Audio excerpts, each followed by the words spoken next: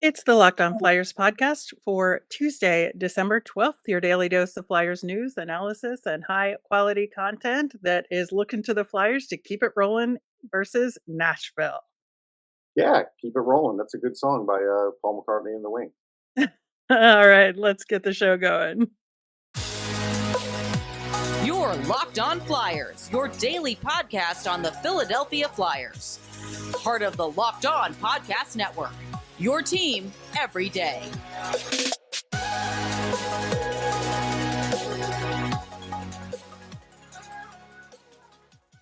Hey there, and thanks for making Locked On Flyers your first listen every day. I am Rachel Donner. You can find me on the app formerly known as Twitter at rmiriam. I'm here as always with Russ Cohen, who's on all your favorite social media apps at Sportsology. And we are at Locked On Flyers on social media, Instagram, Threads, Blue Sky, and Twitter.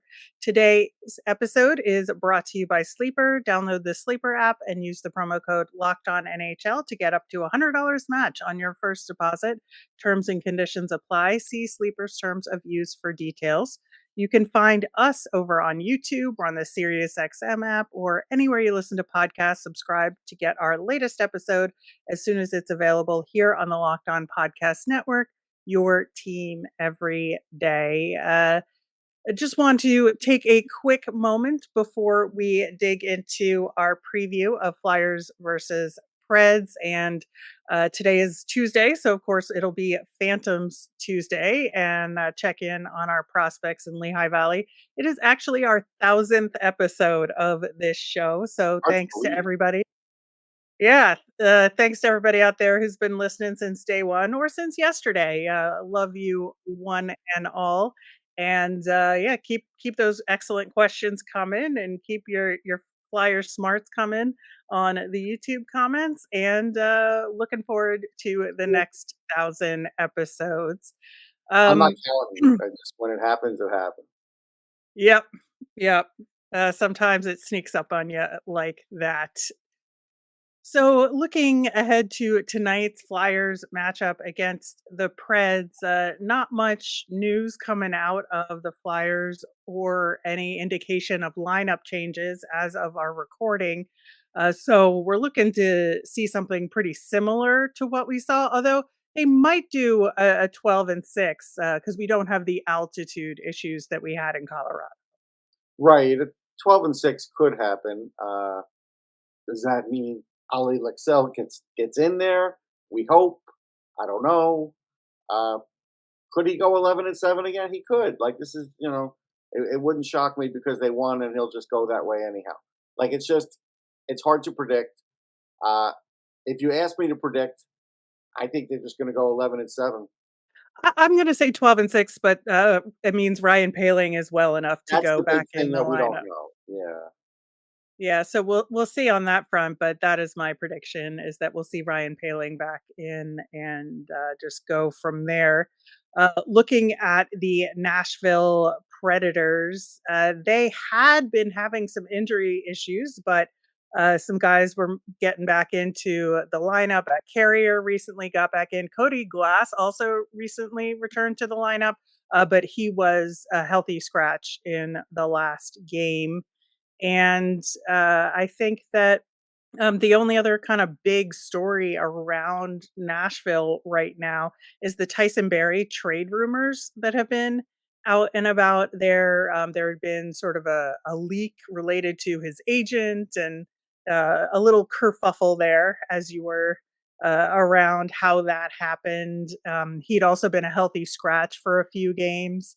And like it's just been a little messy on the Tyson Barrie front. Yeah, I don't know what's going to happen with that. We'll see. I think the big thing with Nashville is if you face Saros, and look, I'm not the biggest Saros guy, but there are times when he's just terrific. You have to shoot high on him though, and so you have to really pick your shots. You're not going to get a lot of rebounds, and I look at Saros as a guy that really just putting rubber on the net isn't going to be good enough. Roman Yossi is like he could be a team in himself at times, and we've seen him do that against the Flyers. So you got to really be careful with Yossi in all situations. Ryan McDonough is very familiar with the Flyers, has slugged it out with them before. Yep. So he's another guy. Philip Forsberg is pretty hot. And so he's another guy with some size that you have to watch out for. They actually, they don't score like you think they should. But when you look at their lineup, they have a lot of guys that could score. One guy to really watch out for, young guy, is Luke Evangelista, who um, has been really good, and he actually does have a chance to win the Calder like a few others. He didn't play too many games last year, so he's actually still eligible. And then Yakov Trenin, a big Russian, he's hard to handle, man. He's not the greatest scorer, but he's big. And so he's one of those guys that's going to be banging and crashing. So, it'll be interesting. That fourth line may get a little extra usage because of that.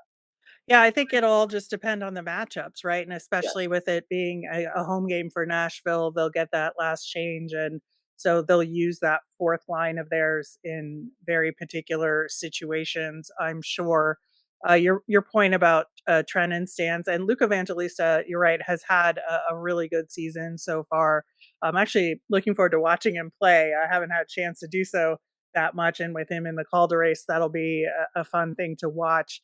Yep. The Preds have been a little uneven, but have played generally well. They are 7-3 in their last 10. They won their last game against Montreal 2-1, but they got shut out by the Leafs 4-0 on Saturday. But Lankinen was in net for that one, not Saros. So Right.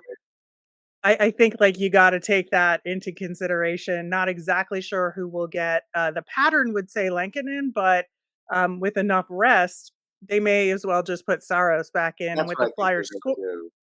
yeah, especially with the Flyers scoring the way that Right. they have been, it would probably behoove them to put Saros in. So, that is what I'm thinking in the end here. Um, I think that the other thing we have to look at here with the Preds, and you mentioned their scoring, they are very unusual in that they have the exact same stat for goals for per game and goals against per game at 3.04. They have 86 total on each stat That's wild. 26 games. I know. I was looking at that and I was like, huh, that's pretty That's specific. an anomaly. It really is. Yeah, yeah, so they're just a hair above that 3-goal mark in terms of goals allowed and goals for. So, the indication would be that it's going to be, maybe not high scoring game, but a decently scoring game here. The potential is there for both teams to really be able to take advantage here. Yeah, I think the potential's there. I think you're looking at two teams that could play a rugged style. I think the Preds might be a little faster, but they also have size, so it's going to be pretty similar, and it is going to matter about the matchups. They'll have to worry about Konechny. The Flyers will have to worry about Forsberg. Uh, if it's Carter Hart, then it's a really good matchup for the Flyers, goaltending wise. I think because the Preds are like a bubble team, that they won't use Lankinen and they'll use Saros because the points are going to mean more to them. And so I don't see playing their backup, even though he won the last game. I don't think that's going to matter. I could be wrong. Um, Trotz is going to want to win some of these kind of games with it, especially with like a Flyers team coming in hot. He's going to want to win that. I know they're 7-3 in their last 10, so this is one I think they'll really gear up for in Nashville. I think. Yeah, I think so too. And I think, for the Flyers here, one of the stats you take a look at, the Preds are higher than the Flyers in scoring chances percentage. They're at 51.75. The Flyers are below 50% there, but the Flyers have been generally, as we've seen, have been very good at getting some high danger chances recently, and the Flyers are better at that on at 5-on-5.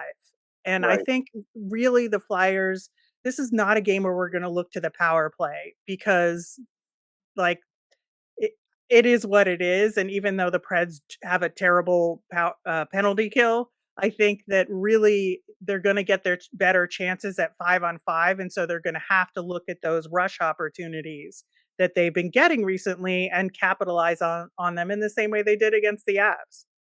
Yeah, I think that's exactly right. I think those rush opportunities. Some will be there, and Nashville's defense is definitely going to be tighter than the Avalanche, and it'll definitely be Right. better in the crease. So it's going to be a little bit tougher. They're going to have more active sticks. They're going to they're going to try and divert and keep it to the outside more than I think Colorado did. Yeah, I just think that the way that Nashville plays defensively, the net front opportunities aren't gonna be there as much, and so they're gonna have to try and take really good shots off the rush. Yeah, I think that's fair. I mean, because again, uh, although look, this game could turn into a track meet because Brunette does like a wide open offense, and so Yeah, I don't know. I don't know if it behooves the Flyers to play games like that. I know right now they're feeling good about themselves, but I don't know if that's sustainable. So I don't know if I would fall into that and want to play that kind of game with them.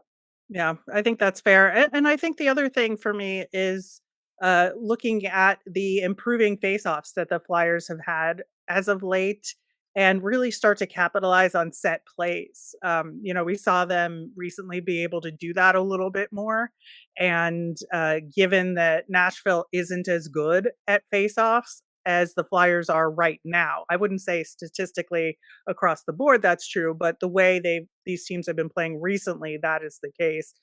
And so I think, they got to look at those 5-on-5 faceoffs in the offensive zone and figure out what they can do there. Yeah, I mean they're still going to rely on Couturier most likely, and that's something where he's going to have to win a fair share of them. The power play is what the power play is. I mean, I don't Yeah. know if it's going to magically get better in this game. So uh, the penalty kill will be an important thing. There's going to be games where the penalty kill is not up to par, though. Like that's just what happens in life, and so you have to wonder what's going to make up for that. Yep, absolutely.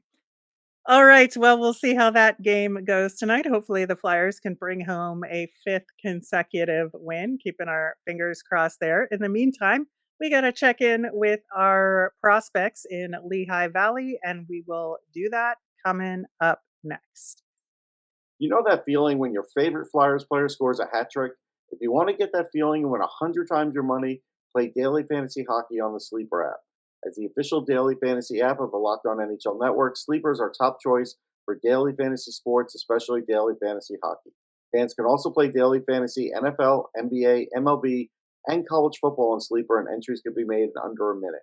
With elite players like Connor McDavid, Sidney Crosby, and Austin Matthews, plus the new guys like Connor Bedard, all you need to do is make more or less picks on stats for these stars. Choose from stats like goals, assists, saves, plus minus, and more.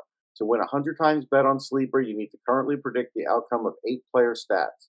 You heard me, Flyers fans. You can win 100 times your money playing daily fantasy hockey with Sleeper. So start paying attention and nail your picks so you can start winning big. Use promo code LOCKEDONNHL and you'll get up to a $100 match on your first deposit. Terms and conditions apply. That's code LOCKEDONNHL. See Sleeper's terms of use for details and locational availability. Flyers, of course, are playing the Nashville Predators tonight at 8 p.m. You can catch every second of the Flyers hometown broadcast on SiriusXM with the XM app. Search for Flyers. And of course, on tomorrow's show, we will be having a mailbag. So get those questions in. You can email us at lockedonflyers at gmail, send us a message on Twitter, or comment over on YouTube.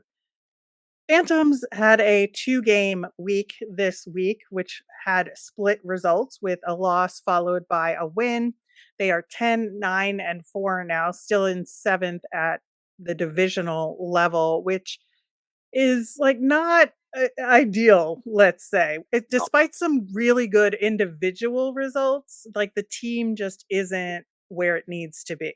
Yeah, it's one of these things. I talked to some people who cover them, some locally and others not from far away, and the right now the feeling is similar to what we have in that they're an up and down team, and that they're a little too crowded on the forward front. And the reason it's too crowded, it's never bad to have depth, but they do have young players that you really want to give some long stretches to with the same line mates or similar line mates, or at least 6, 7 games in a row, and it's hard for them to do that. Like it's just if they're trying to be fair and judicious with the the ice time, it's a difficult task, and that could actually be hurting them. And that's one of those things where, you set up a roster in July and it looks pretty good. And then, things happen during the season. And then all of a sudden you realize, oh, maybe it's not the best way. And then you have to try and work through it. Right, and I think that that is where this team is at an interesting junction at the moment with having too many forwards because right now some guys are getting opportunities and the lines are mixing around simply because we have Olle Lycksell getting the call up to the Flyers, and then we have Tanner Lacyznski, who's now out due to those injuries we talked about last week where he wasn't taking faceoffs. Well, they decided to sit him because he just wasn't good enough to play from a health perspective.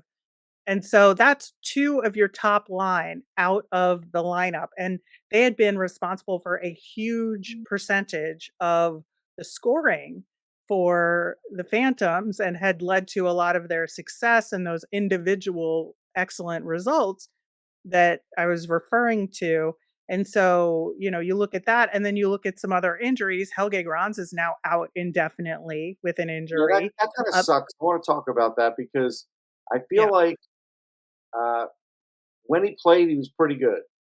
And he's got 2 more years of RFA contract there, before it expires. And it's going to be a tough thing now. Let's say the Flyers look at things and say, maybe we're too crowded on the blue line and we're going to have to trade, Grans. They're only going to get a 7th-round pick because he just hasn't played, but he's better than that. And so you wonder if they'd keep him. But right now, I don't know how big of a part of the team he is because of all the, everything that's going on. Yeah, and I think the other part of that is that he had been paired up with Emile Andre, which was a successful pairing and helping Emile Andre's Yeah. development. And now all of that is getting mixed up too on the blue line side of things. So I think that that is like a huge factor here between the call ups and the injuries. We're in sort of a line soup, and with how at least the game on Friday went, they were mixing up the lines anyway because they couldn't get the puck in the net. And so Right. like the chemistry that I think had been building over the past several weeks kind of went out the window this past weekend, And and this that's is tough the for the dangerous thing. We talked about this. This was the dangerous thing of calling up Lycksell and breaking up that line. If he's going to play a lot, then you don't mind it happening. But if he wasn't going to play a lot, then you really are just kind of messing with the Phantoms. And, that's something you have to consider. You do. Yeah, so I think the big question going into this past weekend is that you have Samu Tuamala, who's like the lone wolf left Right. from that top line. Like we were going to get an indication as to if Tuamala's recent success has been line driven or is it him on his own. And that's a huge test for him, right? It is. It's a big So test for him. And I think this early on in his North American career, it's not the greatest situation for him. It's just not. no, and I think he does need that support to some degree, but I think Yeah. he also got um you look at his weekend, like the Phantoms got shut out on Friday 2-0. So nobody scored in that game. On Saturday, they were very successful and won 4-1. And Tuamala, I believe, got an assist in that game and played much better. And I think they kind of figured out what the next best combination is. And this wasn't just for Tuamala, for everybody, because on Friday he played with Marody and Brendan Furry, and I don't think that was exactly right. And Yeah. they had called up Matt Brown, and so they switched it around so that Furry was with Matt Brown and Wade Allison on Saturday, and then Tuamala was on a line with Jordy Bellerive and J.R. Avon, which was a much, much better Yeah, that's look better for because Avon's a really high yeah, energy and also high skill guy. exactly, and with the speed of Tuamala, you need Yeah. somebody like Avon on a line with him, Yeah, I and, like, agree. Furry and Marody are just not the right fit, No. in my opinion.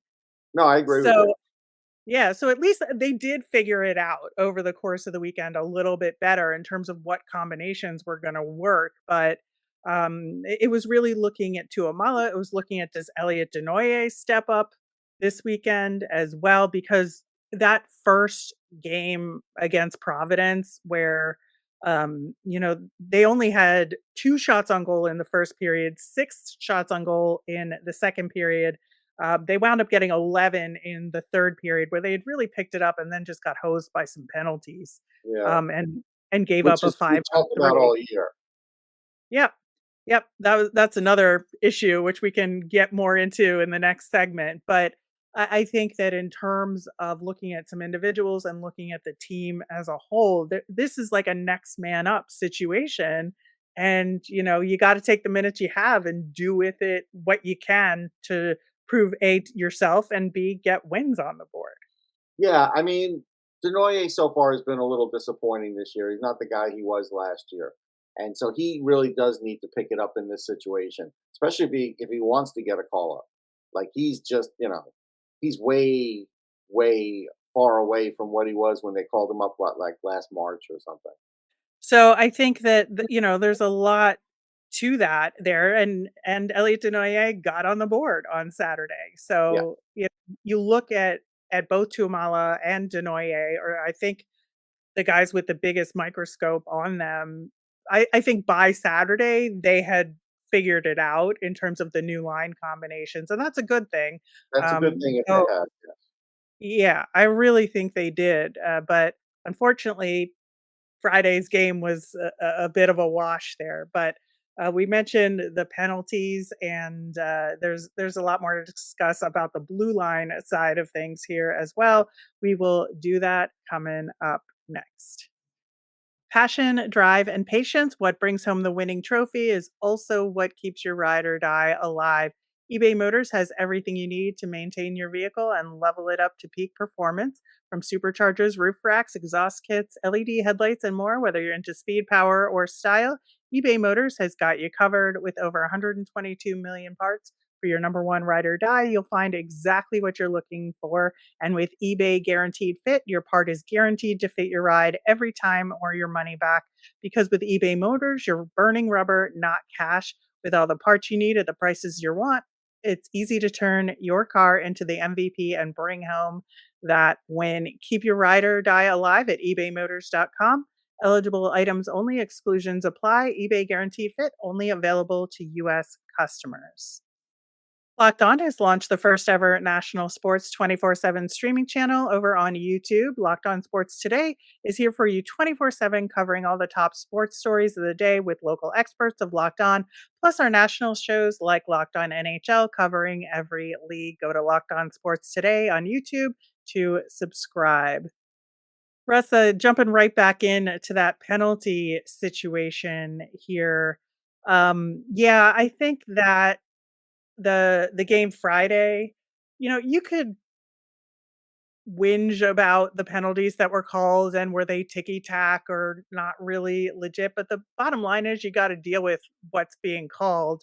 Yep. And I would say especially in that third period where they were actually getting some momentum back. They had a couple really strong opportunities, and then all of a sudden, you know, they get called on 2 penalties in a row. So where they had started the sequence on a power play. So they're up, 5-4, or then it was even strength. So, and then they're down 5-3. And of course, Providence scored that second goal on the 5-on-3. And it just took all the momentum out of what the Phantoms were trying to do there. And, Providence has the worst penalty kill in the AHL, and the Phantoms just could not take advantage on the power play side of things either. Yeah, that's bad. You got to be able to take advantage. I know they're missing guys, but like you said, you got to be able to step up. And when a team's got a weakness like that, you got to expose it. And they just didn't. Yeah. Yeah, you do.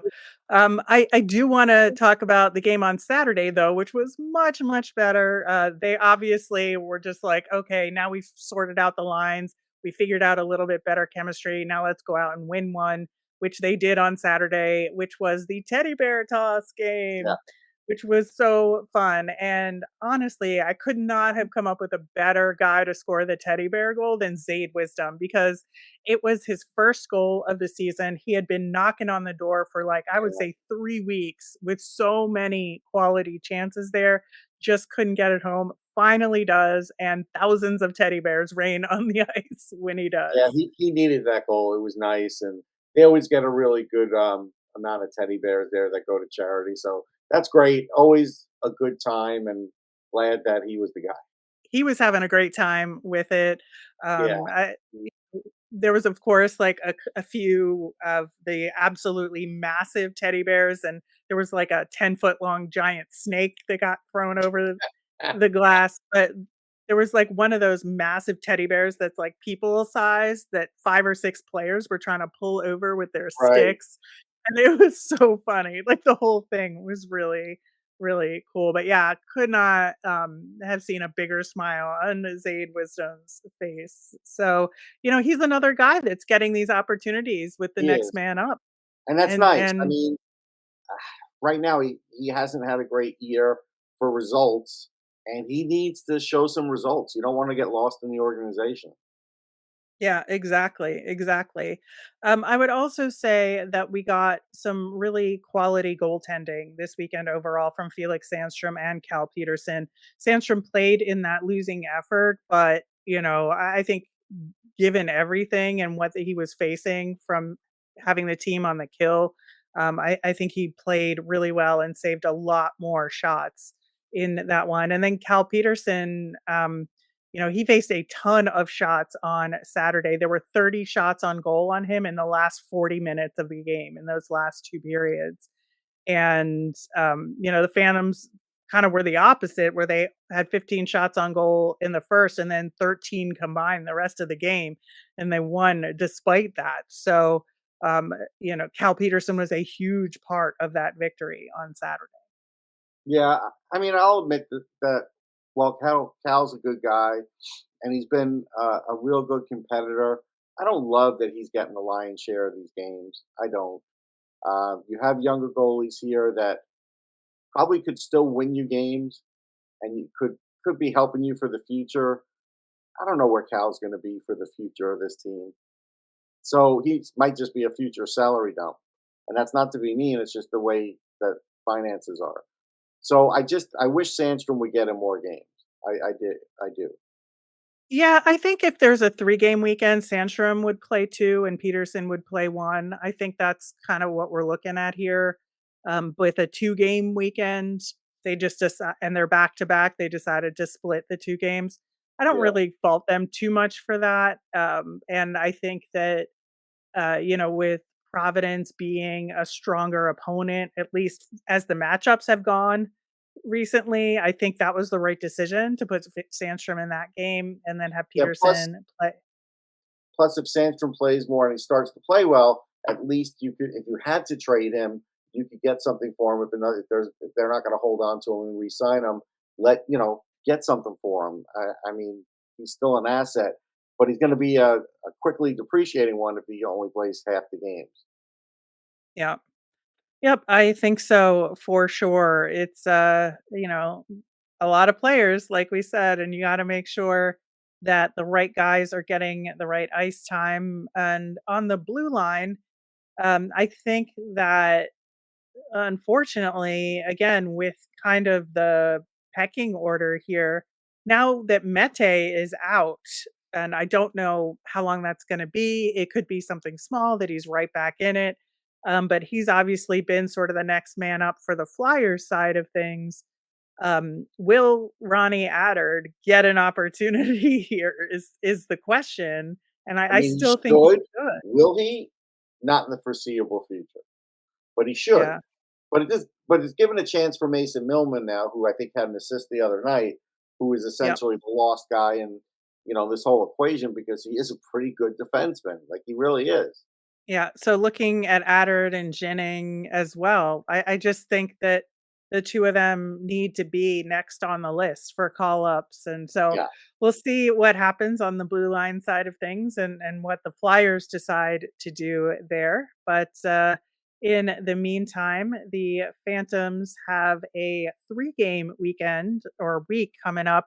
They've got a game tomorrow against Charlotte again, which is at home, and then 2 games at home over the weekend on Friday with Laval in town, and then Saturday Springfield in town.